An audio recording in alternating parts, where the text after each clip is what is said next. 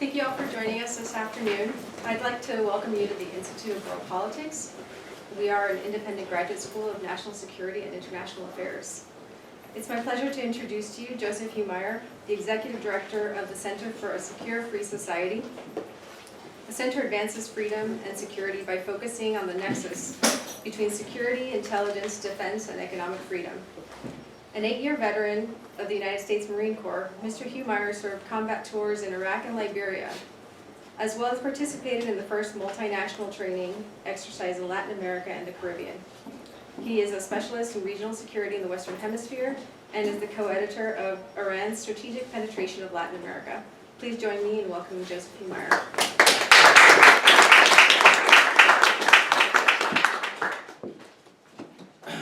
Well, thank you, Tanya, Katie, and the whole staff at the Institute. It's truly a pleasure to join you. I don't think this is my first visit at the Institute, but the office looks quite different than the last time I've been here. But let me just get settled. All right, well, thank you. Welcome. As Tanya mentioned, I direct the center here in Washington. It's kind of a new, I'd say, I call it a global think tank because I saw the trend of most traditional think tanks in the sense that they're somewhat inward focused. You have a staff of, 30, 40 analysts that look at the world from Washington's perspective outward. What we try to do is we try to look at the world globally through analysts and experts in other countries and bring that capital and knowledge here to Washington. This book and this research project is essentially an example of that. The book, which I think will be available for sale today, and there's also available on Amazon and other places, is actually, I'm the editor or co-editor of the book. The book is actually written by several prominent Latin American authors, scholars, military officers, congressmen, and others that I've worked with for more than a decade in the region, doing different types of research projects, analytical projects, and others. So anyways, that's a little bit about the center. Let me get into, but before I get right into the actual presentation, I want to state my purpose. So I'm going to be with you for the next hour or so. And so I have essentially two goals that I hope I accomplish in the next hour. The first is, this is the PowerPoint in the presentation, at least the formal part, is more of an informational briefing. So I very much believe that before we start to get into strategy and start to get into kind of a whole holistic concept of how we respond to certain threats, we need to be informed as to what that nature of that threat really is. Now that's a conversation that's been ongoing here in Washington, particularly with Iran, to a lesser degree with Latin America. But this is definitely a component of a bigger problem that I think we're dealing with here in the United States and elsewhere. And my second goal is to really present to you, I'm not sure, but I assume some of you may be Latin American specialists, some of you may not be Latin American specialists. For those that aren't, I'd like to present the region to you in a way perhaps that you haven't been exposed to. Latin America, which I've done a lot of work in over the years as a military officer, then later as an analyst, is increasingly growing anti-U.S.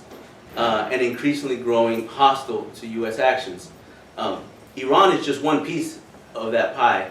There's many other actors, extra-regional and regional actors, that compose that problem. Iran's one, China could be another, Russia could be another, etc., etc. Iran in particular, and I'll cover this in the course of the presentation, in the last decade has attempted at least 3 attacks against U.S. or U.S. interests in the region. And I'll show you the attacks. Thankfully, they've all been foiled by U.S. intelligence and law enforcement authorities, along with our partners in Latin America.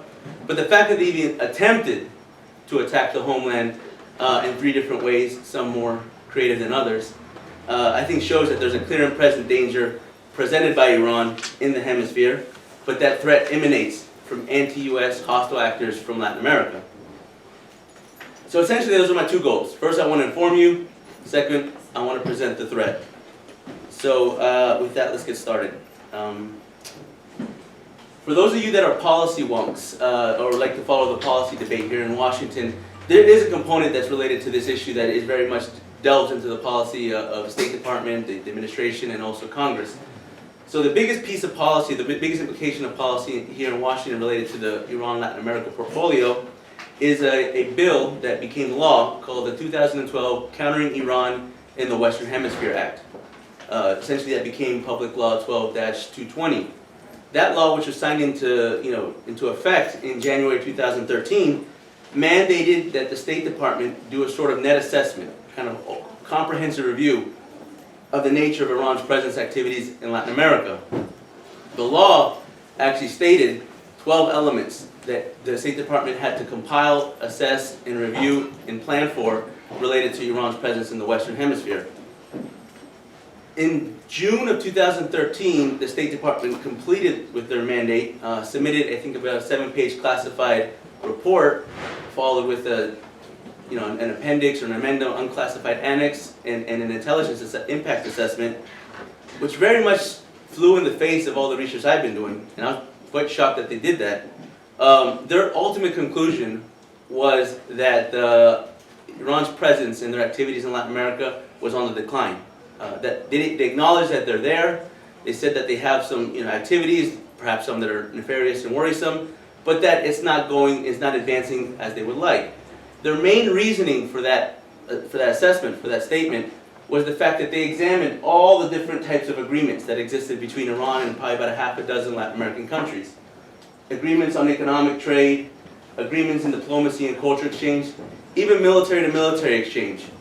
But what happened is when they looked at the letters of the agreements and saw what Iran was promising or said that they were going to do, and then looked at the actual transfers and activities that were on the ground with these host countries, they realized Iran hadn't fulfilled many of its promises. That is true. Iran doesn't fulfill many of its promises. But I think it's important to note, to understand the nature of Iran, and many individuals actually helped me understand this, of how Iran acts globally. One individual I'd like to acknowledge is former Undersecretary of Terrorism for the Department of Treasury, Stuart Levy, who said that Iran always has a dual-use nature to its actions. So there's something that it says it does, that's seen, there are other things that it doesn't say it does, which are unseen. Now, it's the unseen actions that were more my concern, were more my interest is, and what's engaged in this research project. So if on the surface you see, I think the number is upwards of about 500 agreements that they've signed with about 6 or 7 Latin American countries. So if you see these 500 agreements, and you see that a lot of them haven't come to fruition on the surface, the question is what are these agreements setting up to do beneath the surface? What is this military agreement setting up that Iran's not talking about publicly? Because they love to talk about the show, the political posturing, all the different arrangements. I think one of their ambassadors said it, I think perfectly, as a talking point. He said, as the United States is attempting to build a wall between Latin America and the United States, referencing Mexico, Iran is trying to build a bridge. And so they play this into the ears of many Latin Americans, but don't really tell the full story. So, in essence, I think the fact that you didn't see much evidence when you look on the surface as to the problems that of Iran, Latin America, it's encompassed upon not just the intelligence community, us as analysts, congressmen, and all those in policy, to look beneath the surface and find that evidence, because it does exist. Here in D.C., I think when this really came to the attention of most of us in Washington, at least in the media and others, when in October 2011, some of you might remember this, a gentleman, Iranian American based out of Corpus Christi, Texas, was arrested in New York on an attempt to fly to Iran because apparently he was involved in a terrorist plot to bomb the Saudi ambassador to the U.S. here in Washington at some restaurant downtown. The investigators that looked into this plot, which was very kind of like almost like a movie. The gentleman, the Iranian American that was arrested, supposedly had subcontracted to a Mexican drug cartel that turned out to be a DEA agent or informant, had received a $100,000 wire transfer to engage the operation. But I think the real nail in the coffin that led to his arrest was the fact that that $100 wire transfer came from his reported cousin, who was an Iranian operative from the Quds Force, from the paramilitary wing of the Revolutionary Guards, Ghulam Shukuri. Now, this case in itself, he's in jail now, the Iranian American from Corpus Christi, but this case opened the eyes to a lot of people because it said, okay, there's a lot of things that don't really make sense here. You know, why is Iran attacking Saudi Arabia in D.C., and why are they using a Mexican cartel to do it? A lot of different moving parts, a lot of different worlds that people don't necessarily understand. I can't validate this case or say much to it, but what I can say is that the fact that you saw two different elements, you know, Iranian Revolutionary Guards and Mexican or Latin American transnational criminal elements coming together, it wasn't a new phenomenon. Maybe it was in the sense of the media when they reported on this case, but what this served to do is really open the eyes of many people in the media and policy and other analysts here in Washington to say there might be a problem here beneath the south of the border.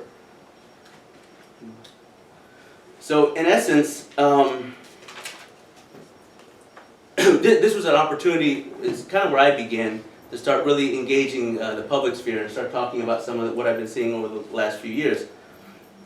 There's probably three distinct eras that you could talk about when you're talking about Iran-Latin America relationship. There's the pre-1979, the pre-Iranian Revolution era. So Iran has engaged in Latin America for a century. The majority of that time was before that Iran was the Islamic Republic, with the Shah and before the Shah. I believe Venezuela and Iran first began their relationship when they both created OPEC. So one era is the pre-1979, pre-revolution era. The second is the post-revolution era, post-1979. In that era, the first country, so when Iran had its revolution in 1979, most of the, they had, I believe it's 6 embassies established in the region. Most of the embassies froze their relationship because they weren't sure what to make of this new Islamic Republic. The first embassy that re-engaged and reopened diplomatic relations was actually Cuba in 1982. So when we talk about the modern era of Iran-Latin America relations, it began with Cuba.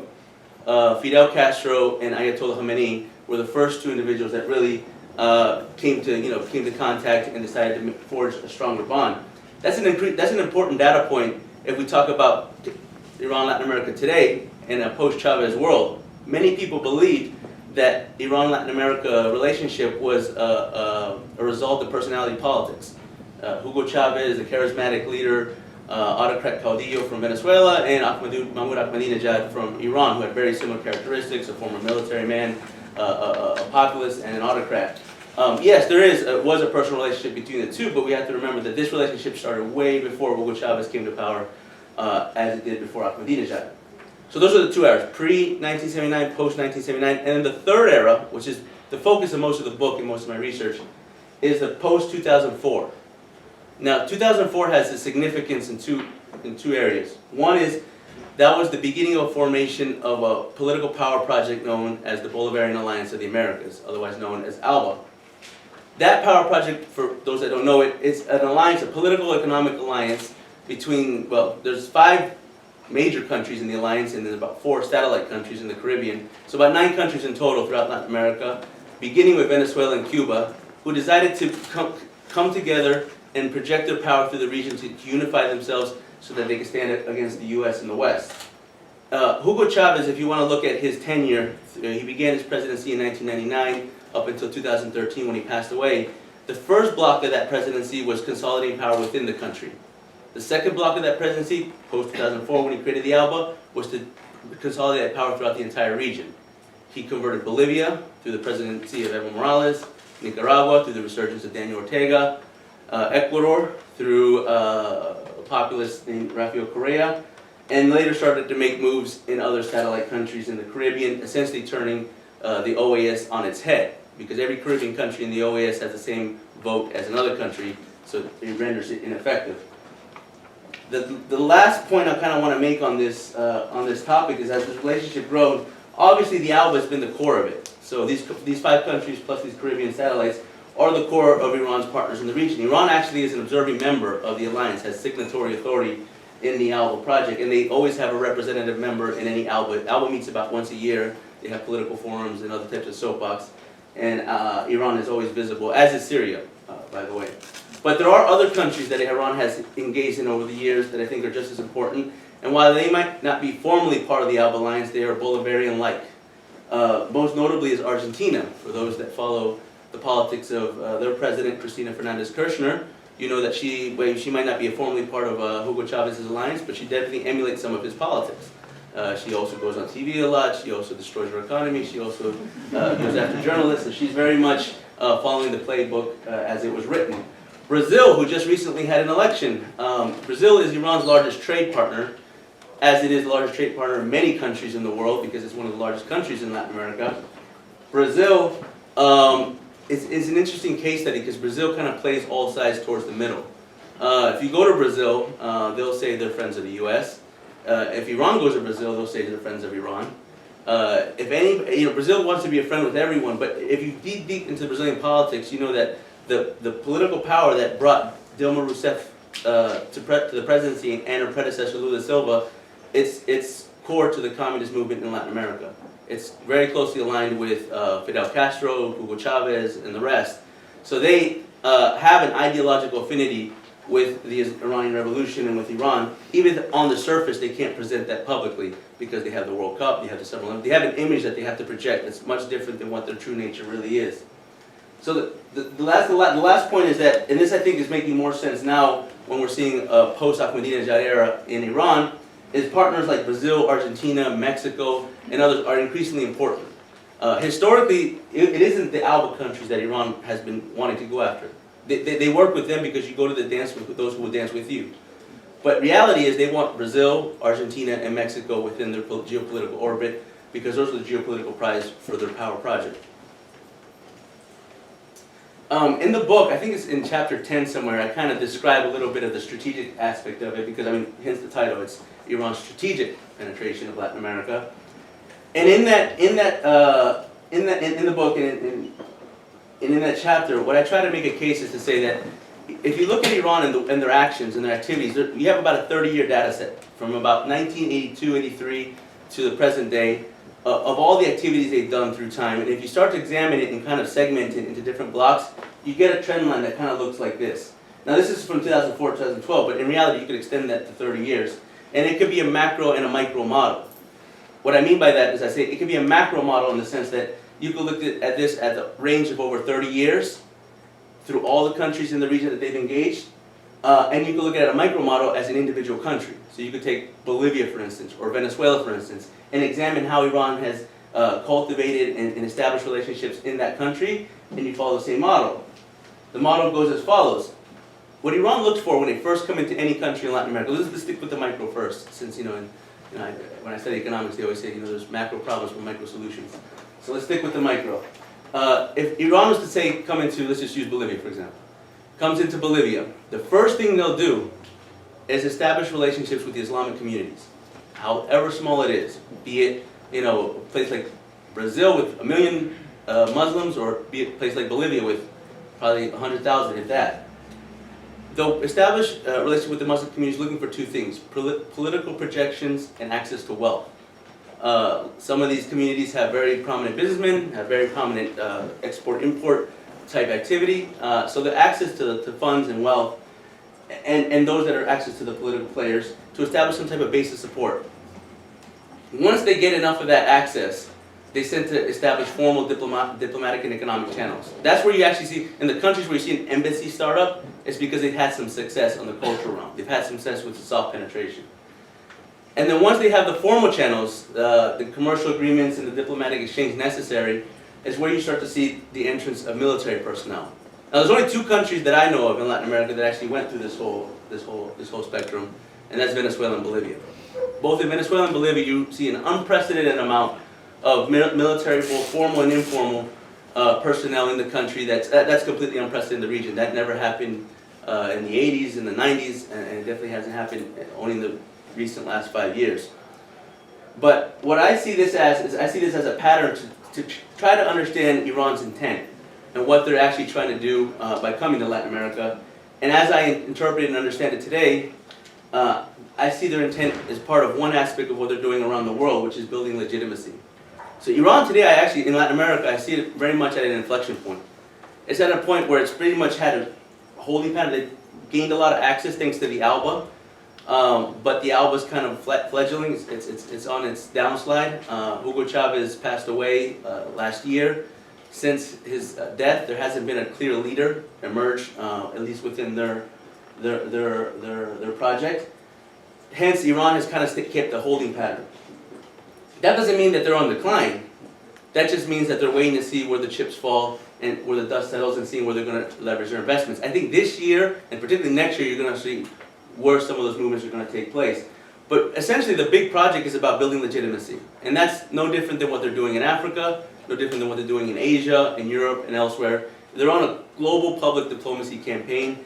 And the more allies they can get in Latin America that let them do this unimpeded. And I should re-emphasize that this isn't with unbeknownst to the Latin American countries. This isn't with the Bolivian government not knowing that this is happening. This is with the support of certain Latin American countries. So I think their big campaign is the legitimacy, and their legitimacy in Latin America that not only depends on their actions and their image, it depends on the actions and image of their host partners in the region. So as long as Evo Morales is the president of Bolivia, if he has legitimacy that capitalizes his power in the country, Iran will always have a solid partner. That's why they invest in certain elections and in certain political players that help them establish that presence. So let's get a little bit into the actual case of Iran. So for me, the story really begins in the 90s. Some of you might be familiar with this case. This is probably, don't quote me, but I think this is probably the largest Islamic terrorist attack in the Western Hemisphere before September 11th. For those that don't know, I'm referring to the 1994 attacks on the AMIA Culture Center in Buenos Aires, Argentina. There was actually an attack 2 years earlier on the Israeli embassy in Buenos Aires as well. Altogether, with 2 attacks, you had 114 people killed, mainly Argentinians, Jewish Argentinians, and several hundred more injured. The AMIA attack in particular, which was the more devastating of the 2, which I think that was about 85 people killed, was a complete disaster in terms of the investigation and the attempts to actually seek justice for the victims. The initial investigations compiled to nothing. Really just false accusations, rumors, innuendo, everything from as high as the president of Argentina was accused to local police that were corrupt. Really no real solid evidence to bring any indictments. Hence, everything just kind of fell on its face. About close to a decade later, around 2004, it was Nestor Kirchner, the president at the time, the then president of Argentina, who relaunched an investigation among the pressure mainly of the Jewish community, who is consistently and persistently seeking justice for the victims of this attack. Relaunched an investigation that was prosecuted by an investigator named Alberto Nisman. Alberto Nisman determined, and he did with over 2 years of investigation with significant amount of resources and a lot of travel to Iran, to Europe, also within South America, that there was 8 individuals that were implicated, not just in the actual bombing. The people that bombed the AMIA were dead. The other ones that were closely related from the tri-board area have been arrested. But the actual people that planned and carried out the execution of the attack were still at large, and he identified 8 of them, 7 of which being from Iran, 1 being Lebanese, who I believe is dead now. Of these 7 individuals, if you look at, they're right there, if you look at who they are, these aren't your everyday random criminal Iranian. These are very prominent people. One of them, Ahmad Vahidi, just recently was stepped down from being the Minister of Defense. He was the Minister of Defense under the Ahmadinejad tenure. 2 of them ran for president in the last Iranian elections in 2012. Ali Akbar Velayati and Mohsen Rezai. Ali Akbar Velayati was a strong contender. I mean, if Rouhani didn't win, I think he might have been the president of Iran. So these are individuals that are heavily protected by the Iranian government, and obviously have never been questioned or indicted in this attack. They all have what they call a red notice from Interpol, meaning that their passports are frozen, they can't leave the country, at least not under their real name. But there's one individual here that the prosecutor identified as what he called the mastermind of this attack, an individual that he said really was the one that really, the brainchild to create the attack and to orchestrate it, and that's Mohsen Rabbani, this individual right here. He's a very interesting case study because to me he's one of the most successful terrorists in the world, yet one of the most least known terrorists in the world. The Brazilians call him the terrorist professor.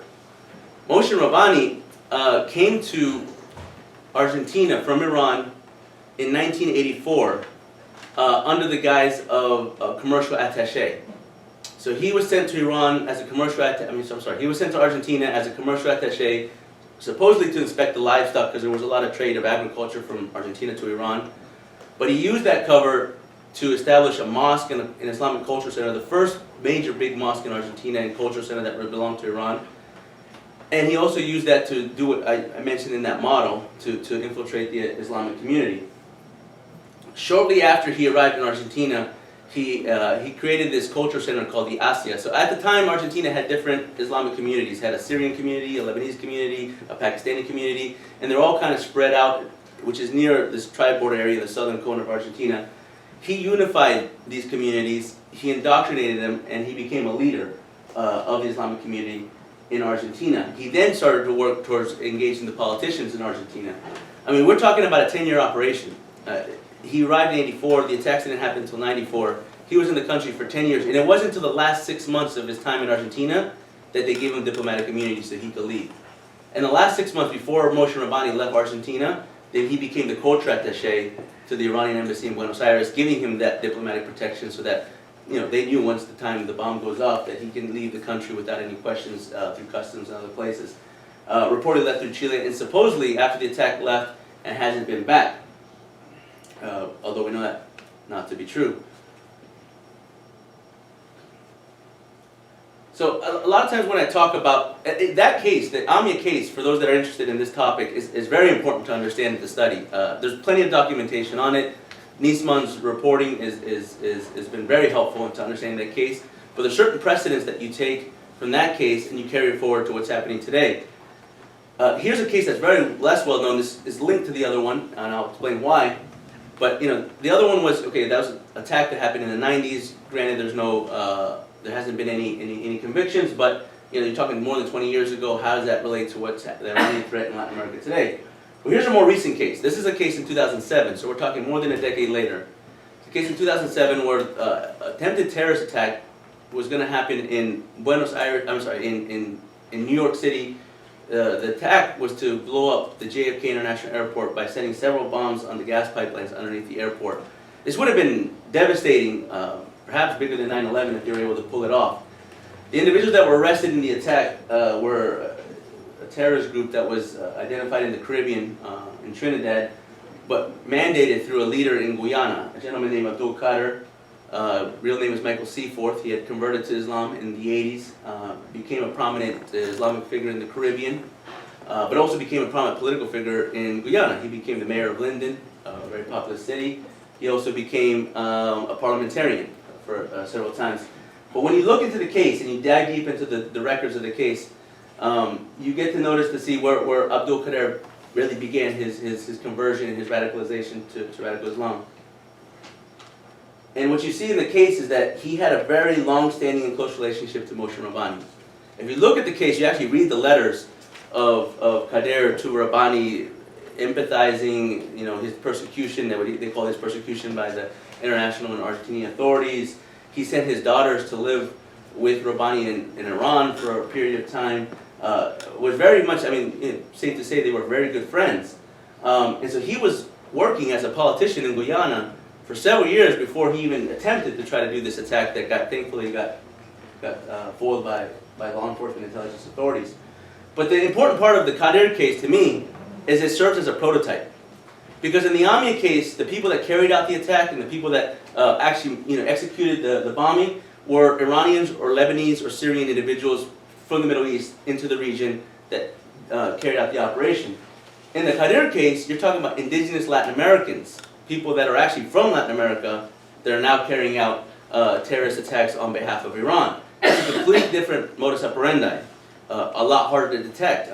Obviously a Guyanese person from Guyana, born and raised, with prominence is going to be able to hide and deflect any suspicion much easier than a foreigner. And so the Qadir case, to me, serves as a prototype, which just happened in 2006-07, but he was recruited in the 80s, so over 20 years of his infiltration in Latin America, serving as an agent in Iran, serves as a prototype for what exists today. So this is a picture, I don't know if you guys are familiar with the magazine Veja from Brazil. So it's a very, it's like the Time magazine of Brazil.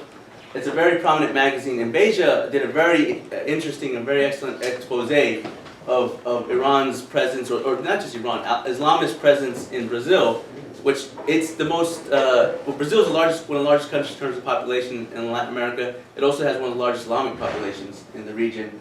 But then when they started to expose this network, what they found out that Moshe Rabbani had visited Brazil at least twice in the last 5 years. There you can see a picture of him. This is a picture from the magazine of Moshe Rabbani in Iran. He's the gentleman in the center. Everybody around him aren't Middle Easterners. They're all Latin Americans, be it from Argentina, from Brazil, from other places. And what really caught my eye was, why was he visiting Iran? Obviously he has a red notice, Interpol red notice. He can't be in the country, so he had to fly under an alias. Authorities reported that he was coming in through Venezuela. But the reason he was coming into Brazil was because this whole time, since the AMIA attack and before, his actual brother was living in Curitiba, Brazil, Mohamed Bakr Rabbani. So his brother, his younger brother, had been doing the same operation that Moshe Rabbani had been doing. I wouldn't say undetected from authorities in Brazil. I think the Brazilians knew. Actually, I know the Brazilians knew that he was there. But as many Brazilians have told me, they prefer to be a hub than a target to Islamist terrorist attacks. So they kept him under supervision and watch, but they didn't ever neutralize or stop any of his activities. His activities were very much the same as Moshe Rabbani's: the soft penetration, the indoctrination, the proselytization, all those activities that lead eventually to more hardcore operations. Pay attention to this individual, because we're going to get into him. So I look at him as the new Moshe Rabbani in Latin America. So this is a limited version of a larger map that we've been working for 2-3 years of mapping the network that exists in Latin America today related to Iran's formal and informal presence. If you look at the black dots, that's where Iran has their embassies. If you look at the red dots, that's where there's free trade zones, which are pretty prominent throughout Latin America. And the individuals there are individuals that we've identified that are working just like Abdul Qadir did in Guyana, just like other individuals have done, like his brother did in Brazil, that are doing this type of soft penetration, the soft power work in Latin America, particularly in South America. I don't know if anyone's caught this in the news over the last week, but in Peru, which is a country that's very much not in the conversation when we talk about Iran, Latin America, authorities in Peru just arrested a Hezbollah agent in Lima this last week with explosives, TNT and detonators and other, in his house on the tip of apparently Israeli intelligence. They're still interrogating the individual, but they say that he had a target to blow up the Israeli embassy in Lima. This just happened this week, and so this shocked a lot of people because, maybe Venezuela, maybe Bolivia, maybe even Brazil, but Peru. Well, you see an individual there from Peru. His name is Edgar Hussein Vargas.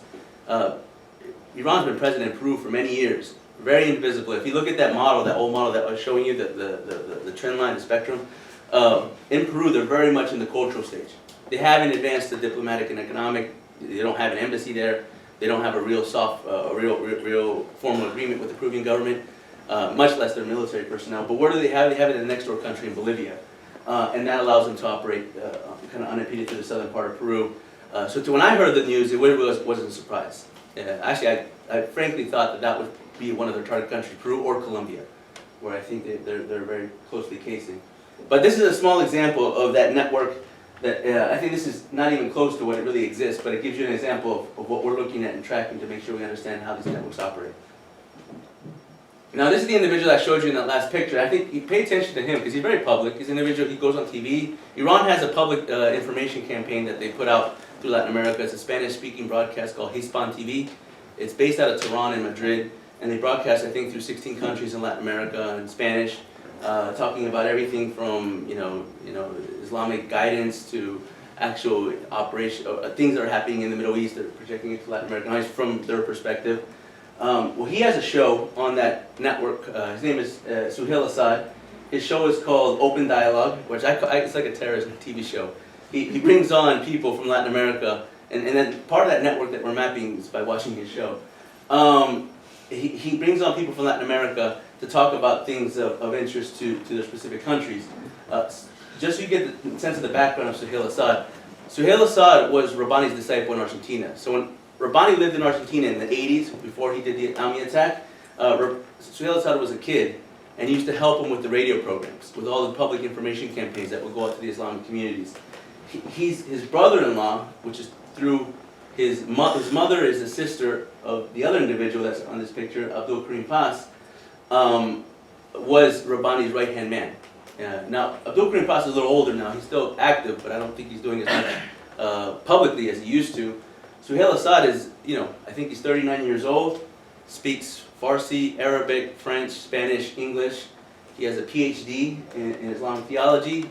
He spends half his time in Qum, Iran, which is a holy city in Iran, half his time in Caracas, Venezuela, where he manages the largest cultural center, the Iranian Latin America Exchange. And he's present in just about every country in Latin America. He was in Peru in 2012, way before this attack, this Hezbollah terrorist came in last week.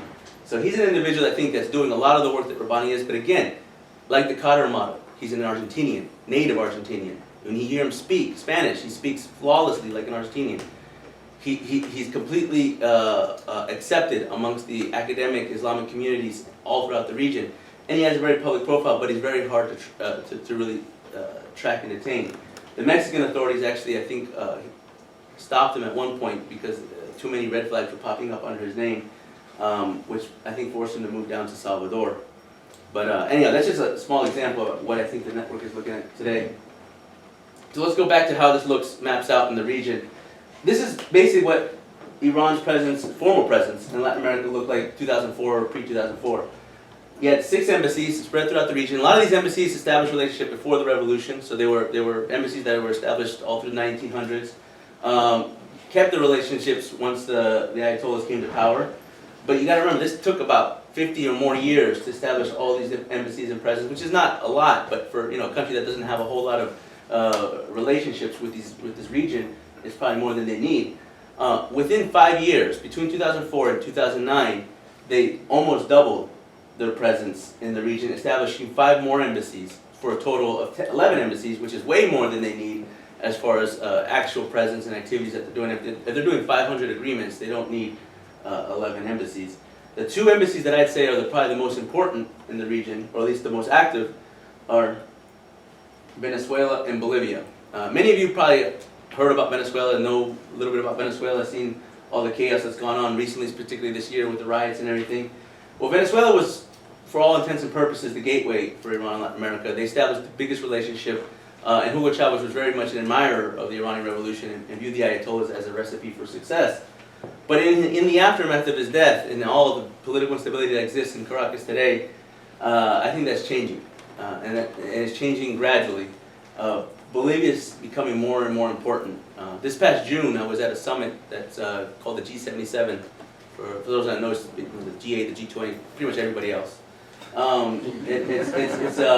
It's some nasty individuals at the summit. Mugabe from Zimbabwe, there's others. But at that summit, which was held in Santa Cruz, Bolivia, Evo Morales was heralded as the leader of the South-South movement, basically the Latin America, Africa, Middle East. The ties between this movement and the ability to project his image worldwide as kind of a Nelson Mandela of the world, because he's the first indigenous president in Latin America, first indigenous president in Bolivia, an individual that rose from the bottom to the top. Iran loves his image and are investing into him and his political projections very much. Just to give you an example, our last visit to Bolivia, we were able to determine that there's about 500 formal, this is on record, Iranian officials in the embassy in La Paz. In contrast, Spain, which has long-standing relationship with Bolivia, has 15 or 12 to 15 diplomats in country. Then that's the formal number. The informal number, I believe, to be well above 1,000 Iranian officials or operatives operating out of La Paz. So there's quite a dense presence in that country. I'm going to rush through these. I have limited time, so I'm going to rush through these last slides because I want to get to the final point. But essentially, if you look at it from a geostrategic angle, the historic region where Iranians were operating in Latin America was the tri-border area. You've heard me reference it a few times. That's the intersection between Brazil, Argentina, and Paraguay. That has a long-standing presence of Islamists and others. That's been surpassed by Margarita Island in Venezuela because it's also a free trade zone, as is the tri-border area, but Venezuela offers that state protection and state support. But going in line with what I said earlier about Bolivia, about Peru, I believe this is to be an area that needs more attention, which is a new tri-border area, which according to some authorities tell me that has the same makings as the old tri-border area in terms of lack of oversight, lack of real enforcement capabilities, and I think is emerging as a weak point or an access point that if Venezuela can provide as the gateway for Iran, then that could be potentially its back door. So this is I'm going to rush through this because I really want to get to this last point. The Venezuela, you would be amazed at the kind of presence that Iran has in Venezuela, which is not just within the Venezuelan population, it's within the Venezuelan government. These are individuals that all have one tie or another to Iran. They're either Syrian or Lebanese descent. but they belong in the Venezuelan government, holding important, powerful positions such as the general of the commander of the military industry, to the minister of interior, to others, and I call them like a Middle Eastern mafia within the Venezuelan government. The most prominent of these individuals is this gentleman, Tariq El-Assami, and we'll talk to him about him in a second. You've heard of these flights, perhaps, these Iran-Venezuelan flights that were running for about 3 years. These are flights that really had no passengers, really did not have much activity, but yet were operating on a weekly basis. We looked at some of these flights. If you look at the actual activity, they ran a net loss of more than $3 million.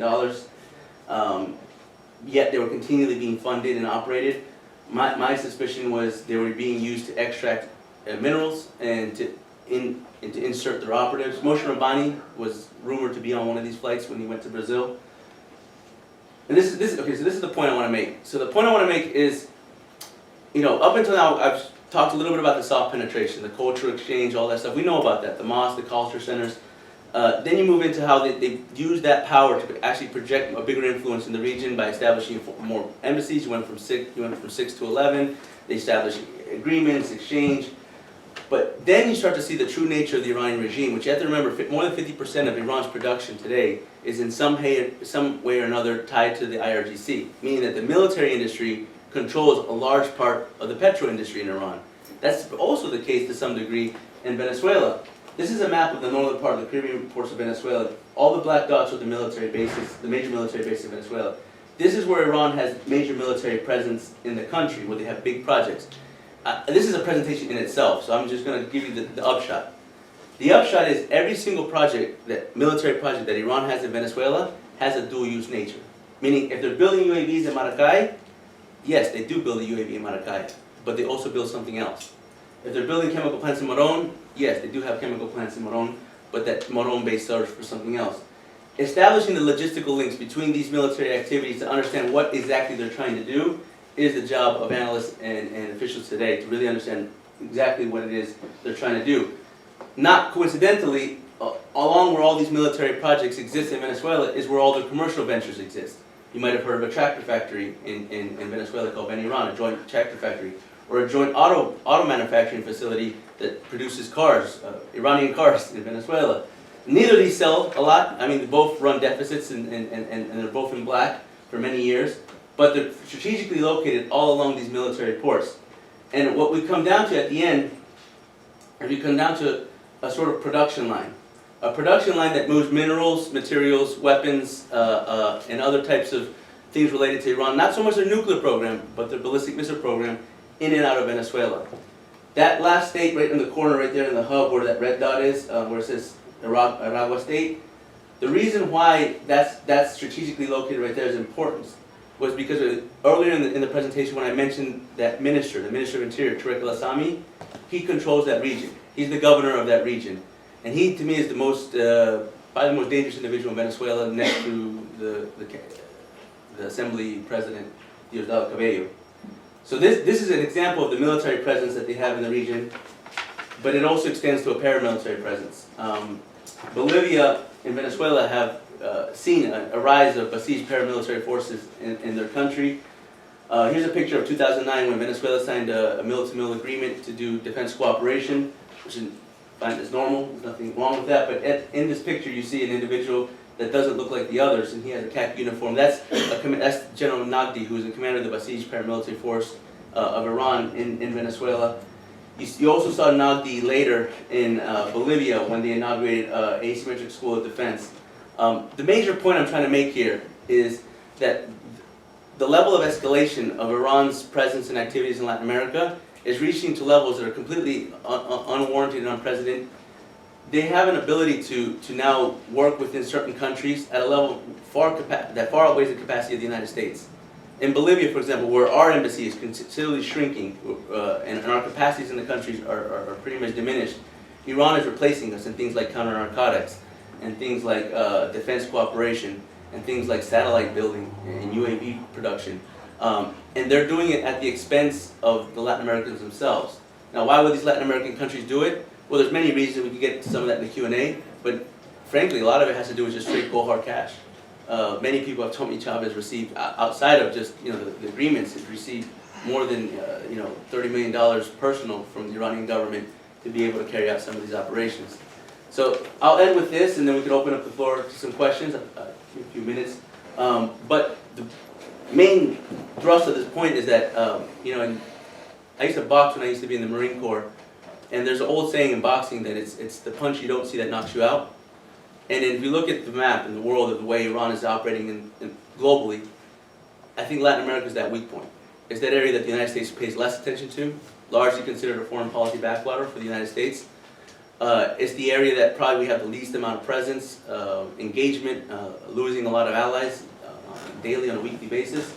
It's the area where our adversaries are most concentrated. Don't take it from me, this is a lot of my colleagues that do Iran for a living, study Iran for a living, say the presence in Latin America probably outweighs the presence in most other regions. But that said, that part of the conversation where we begin with, where we end talking about Iran, Latin America, is where we start to begin to talk about Russia and Latin America, China and Latin America. Because the conventional wisdom is these are three separate phenomenons, but from my perspective, I think there's more cooperation than conflict. Thank you.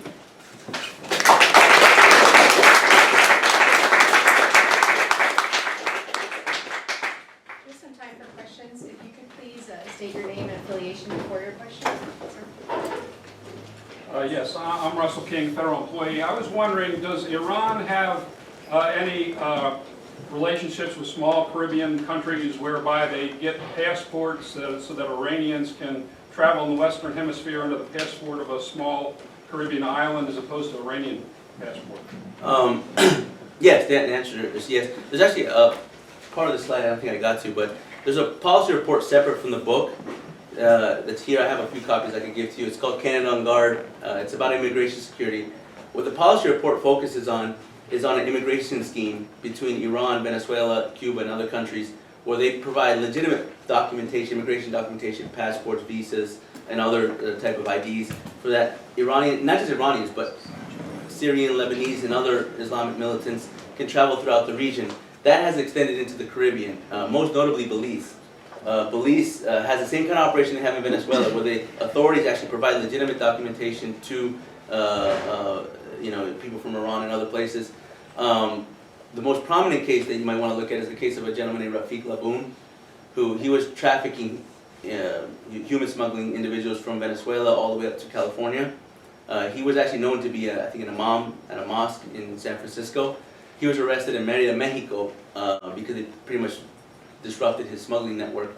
But my understanding was that opened up a huge can of worms in Belize because they found out they weren't doctor documents. They were actually given by Belize authorities. And so the big question was, is that a corrupt individual within the Belizean government, or is that a larger scheme?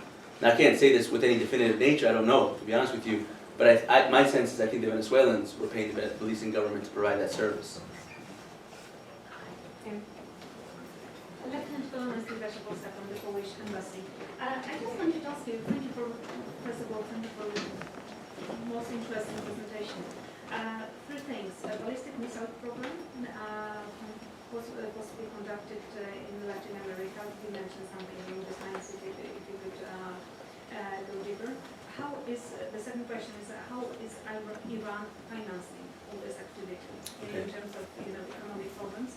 And just short remark, how can you account for this Iranian activity and the goal, the global legitimacy? I mean, if you stage terrorist attacks in the country, you will not get legitimacy. Yeah, sure. In my view. Okay, let me just make sure I got them. The first question was related to ballistic missile activity. Just expand a little bit more on that. The second one is how are they financing some of these activities? Yeah. Correct. Yeah. And the third is, how does their terrorist operations conflict with their global campaign for legitimacy? Okay. On the first question, so I'll reemphasize this. I'm not saying that Iran was building any type of missile capability in Latin America. I know that was reported. I think it was a German newspaper that put out that said that Venezuela had missile silos developed by Iran that were at the Paraguay Peninsula aimed at the United States. We examined that very thoroughly. Like I said, that one slide is a whole hour presentation that I've given to our intelligence authorities and others. The conclusion that we came to, they don't have the capacity to do that. That doesn't mean they don't want to. Maybe they did. I don't know. but they just, they didn't have the logistical capabilities to pull something like that off. It's a very difficult task. But what they did have was the ability to extract resources to move to feed the ballistic missile program in the homeland.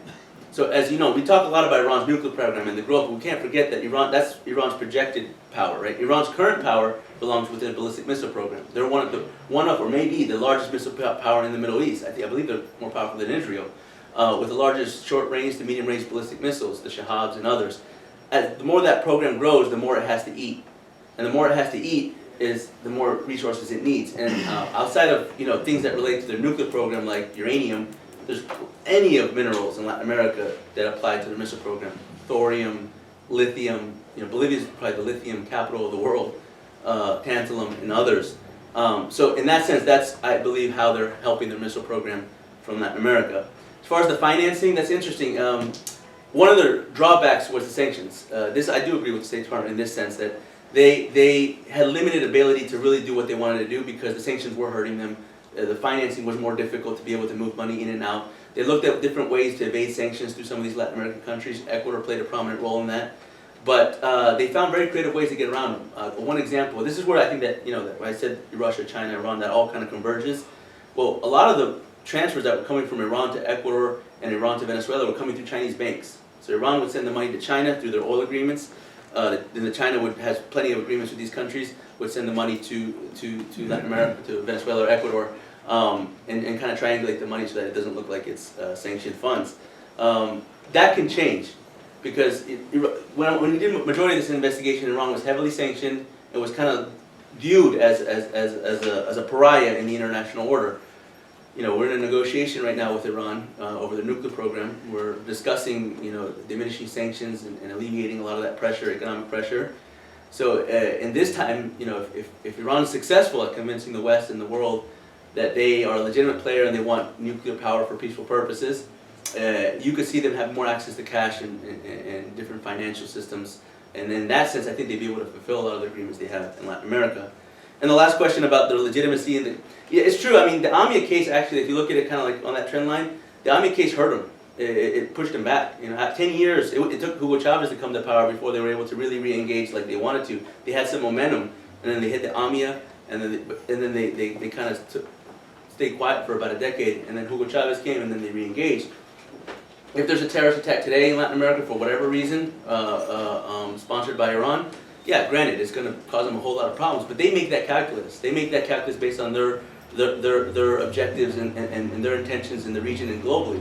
The AMIA attack, for example, happened, at least according to the Argentine prosecutors' investigation, because Argentina was supposed to share nuclear technology with Iran, and they reneged on that deal. So Iran, I mean, they play hardball. And so when we're talking about, big negotiations like this taking place in Geneva, I get very worried. Because if those negotiations fail, or they don't go right, or whatever happens, or somebody says something that doesn't play to the way Iran likes to see the outcome, they're fully capable of doing what they need to do in Latin America. Now they'll make that calculus as to whether they think that's beneficial or not for their objectives. I can tell you, I think it'd be detrimental, but I'm not. Yeah, I told her either. My name is Tyler Defbach. I'm an intern with IWP. Given everything that's happening in the Middle East concerning Iran, between their domestic nuclear program, the chaos in Iraq and Syria, and domestic politics in Lebanon concerning Hezbollah, how high of a priority is Latin America for Iran at this moment? Okay. Probably have a bit of a skewed opinion on that, just because I come at this more as a Latin American than as an Iran expert. But if you look at their statements of intent, their declarations, very high. Hassan Rouhani himself, even I think it was within a week of his inauguration, said that had a delegation from the ALBA countries come to Tehran and greeted them personally and said that we're going to maintain this relationship. I don't want you to worry. This wasn't just an Ahmadinejad project. Since then, just in this year, there have been give or take about 8 or 9 high-level delegations from Iran to Latin America. They created these things called parliamentary friendship groups, where they go out and they create members of their parliament that are closely tied to the clergy that come down to Latin America and establish relationships with congressmen and parliamentarians from Latin America. They're doing that very active. They haven't slowed down. From my co-editor, Alon Berman, is actually an Iran expert. And I take a lot of his word for understanding what Iran's global ambitions are. And he tells me that he hasn't seen this level of activity in any other region. So my sense is that it's very high. Just because, and the reason why I ask it, just because it seems like, just concerning their region, they have their hands full with everything that's going on. So that seems, just simplistically maybe, it seems as though that would impede their ability to express geopolitical influence outside of their region.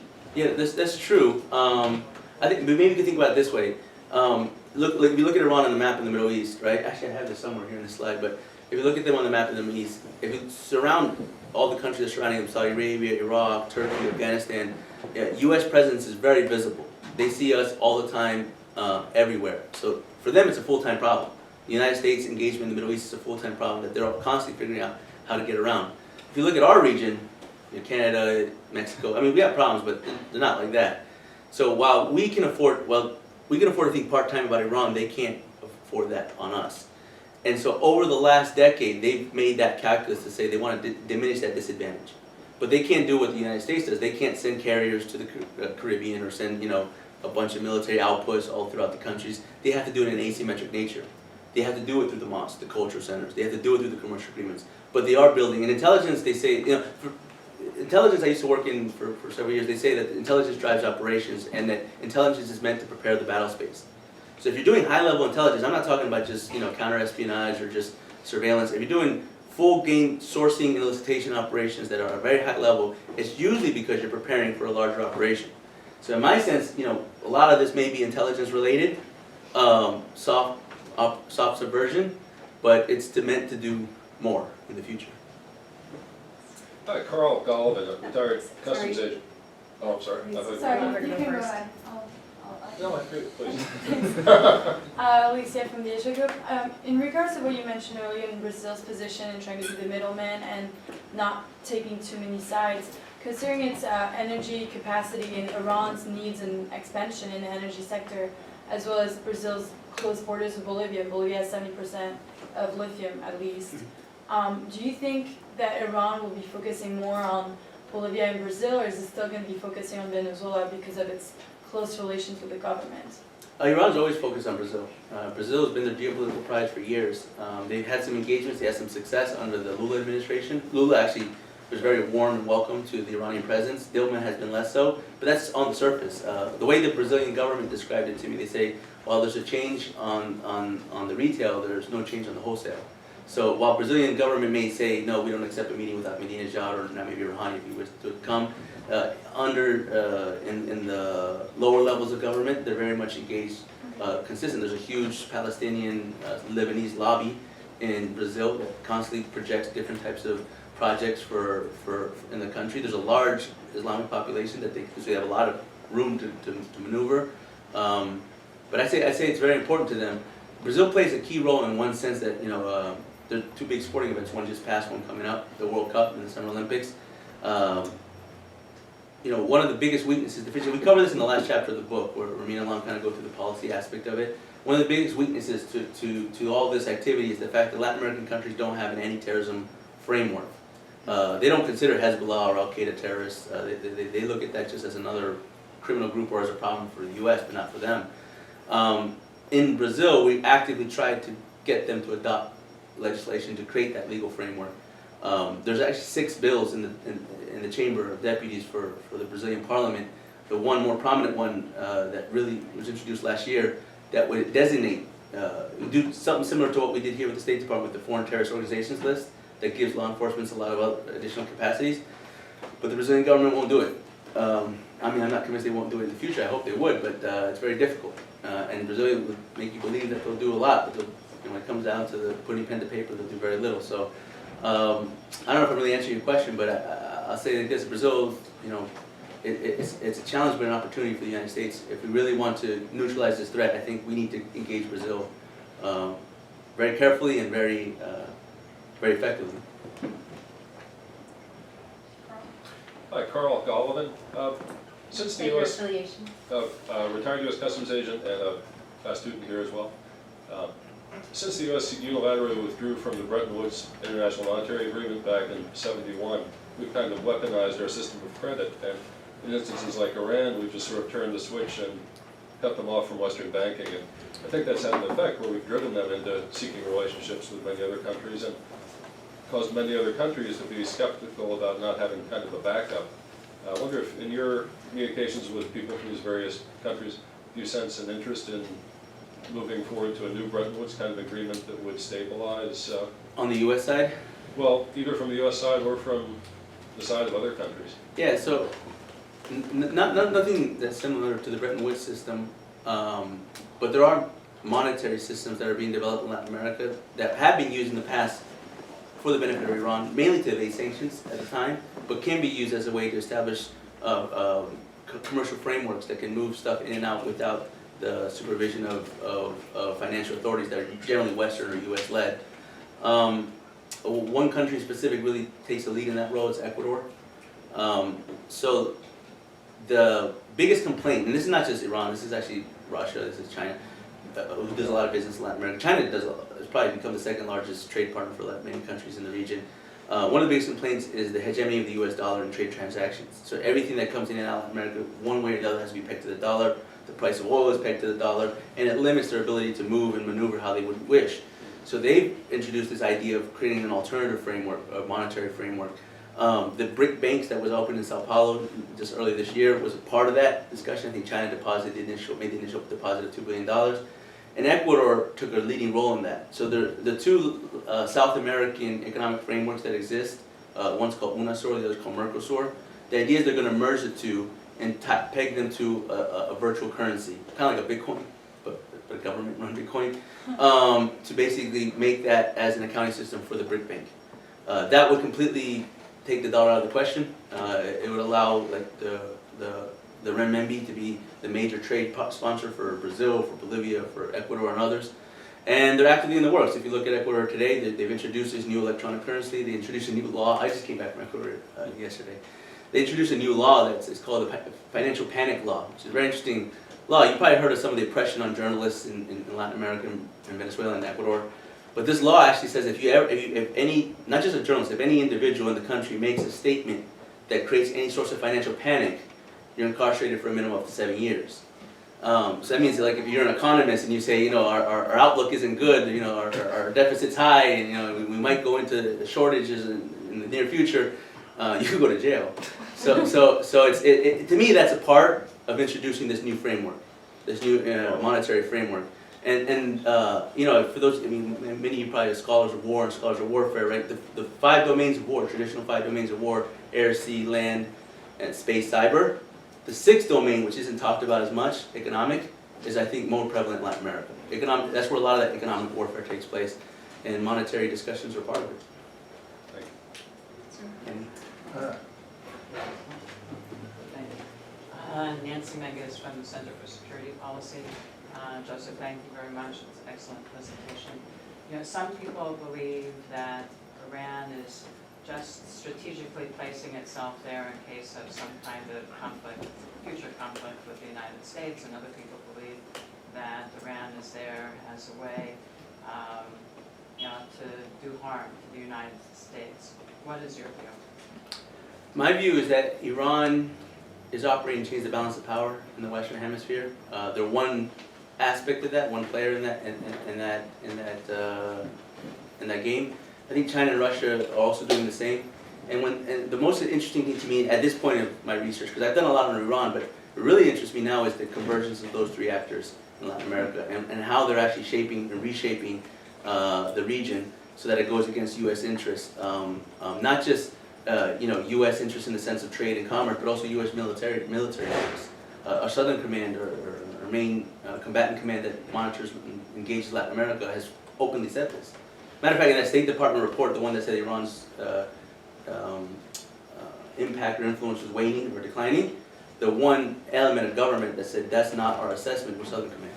Southern Command said that's not how we see things, and you know, I've spoken to several folks at Southern Command, Special Operations Command, and they all kind of have that same assessment, that they think that this is a project that reshapes the balance of power. Now, as far as an imminent threat, imminent attack, I mean, it's very difficult to say because you don't know what's in Iran's head. You know, I could think like, I could pretend like I could think like an Ayatollah, but I really don't.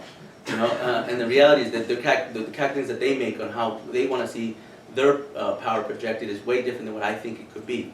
Now, people that do study them better, I think, would know that. I think the part of that threat that's underestimated isn't the part that comes from Iran, it's the part that comes from Latin America. Because if there was no ALBA, there would be no really Iran in Latin America. I mean, they would be the same way they were before AMIA. They could pull off a bombing or something, but they wouldn't be able to do what they're doing today. These ALBA countries, which you know very well, Nancy, Evo Morales is of Bolivia, these Ecuadors Rafael Correa of Ecuador, and these others.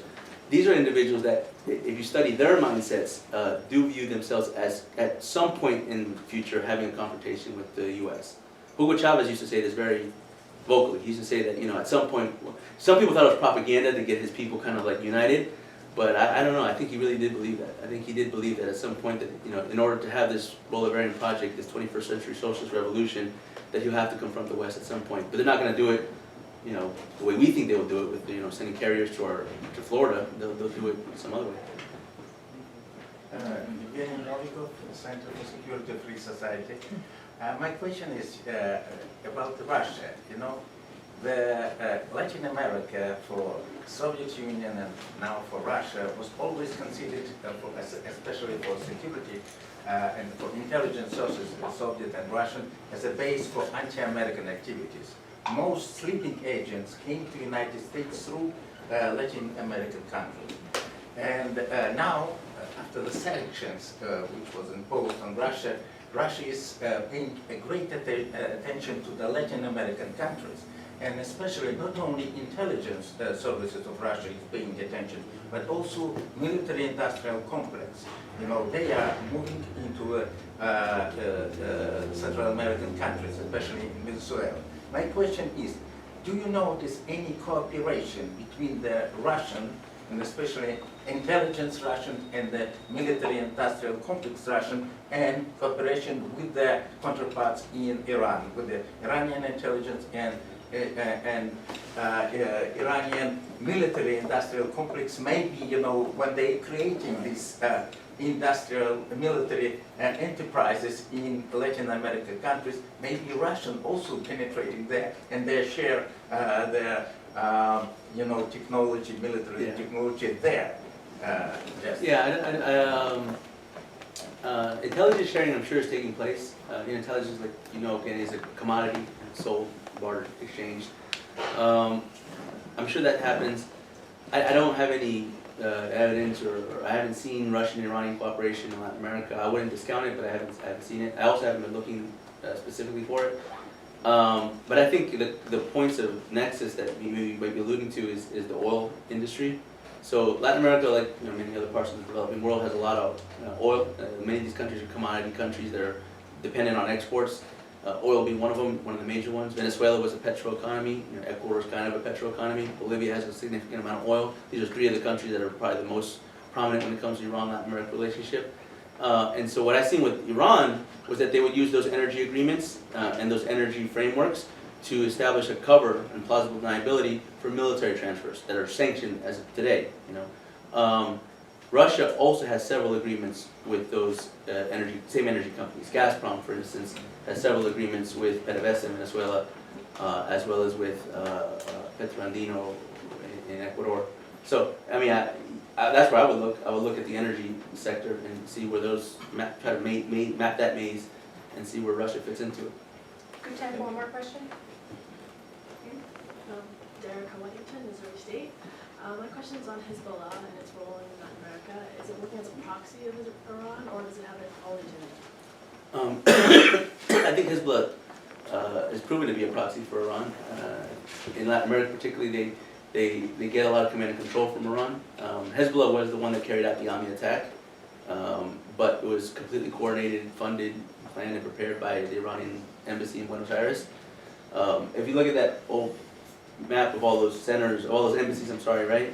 That are generally Iranian-run, Iranian embassies. They controlled all the mosque and culture centers, which are generally Lebanese or Syrian-run, which are mainly Hezbollah affiliate. In that sense, I'd say that they do have a proxy-type relationship where they're operating. But when it comes to other activities, more illicit criminal activities, they kind of have their own domain, mainly in the narco-trafficking realm. You know, I'm sure you know Hezbollah was started as a narco-terrorist organization. They used to run opium at the Bekaa Valley in Lebanon. But when Iran became a primary sponsor of their activity, they depended less on the narco industry, depended more on state subsidy. With the sanctions, I think that's somewhat changed. And so what you're seeing is Hezbollah engaged a lot in narco trafficking. And I don't think Iran's heavily involved in that. At least I wouldn't see why they would be. But Hezbollah is definitely, you know, well entrenched with the cartels in Mexico, with the FARC in Colombia, with the Colombian drug networks, and they get a piece of that pie. I mean, all the narcotics that have to go from Latin America to Europe pass in one way or the other to the Middle East and North Africa. Some of that's territory that's controlled by Al-Qaeda and their affiliates, and another that's territory controlled by Hezbollah. So I guess it's both. When it comes to narco trafficking, I think they have some autonomy, and they do it more for their interest, revenue, more than anything else. But when it comes to this type of stuff, where there's, you know, basically need to be served as a line of defense or a line of, you know, an operational presence, I think Iran mandates that. And Quds Force is known to be the trainers and preparers of Hezbollah operations, so the Quds is very active in Latin America. Thank you very much.